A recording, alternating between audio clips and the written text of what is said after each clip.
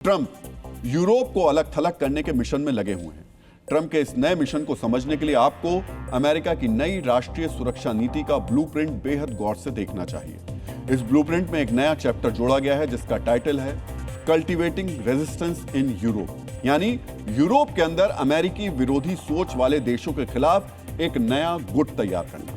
इस चैप्टर में आगे लिखा गया है कि अमेरिका को इटली, ऑस्ट्रिया, पोलैंड और हंगरी जैसे देशों से सहयोग बढ़ाना चाहिए ताकि यूरोप के उन देशों को जोड़ा जा सके जो ट्रंप जैसे ही विचार रखते हैं। यह जग जाहिर है कि यूक्रेन के लिए बनाए गए युद्ध विराम प्रस्ताव को लेकर फ्रांस, जर्मनी और ब्रिटेन जैसे बड़े यूरोपीय देश ट्रंप का विरोध कर रहे हैं। अब अमेरिका की राष्ट्रीय सुरक्षा नीति के तहत यूरोप में नया गुट खड़ा करने का प्लान बताता है कि ट्रंप भी अपने विरोधियों को जवाब देने की तैयारी कर रहे हैं।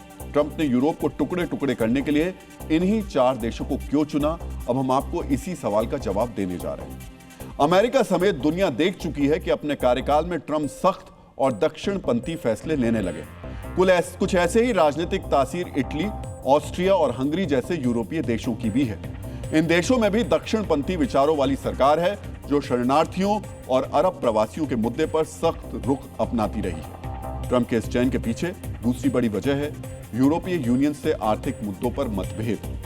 ट्रंप चाहते हैं कि यूरोपियन यूनियन और अमेरिका के बीच समान शर्तों पर बिजनेस हो और अमेरिका का व्यापार घाटा कम हो जाए। इसी तरह इटली, पोलैंड और हंगरी जैसे देश भी यूरोपियन यूनियन की कथित एक तरफा व्यापार नीति के आलोचक रहे।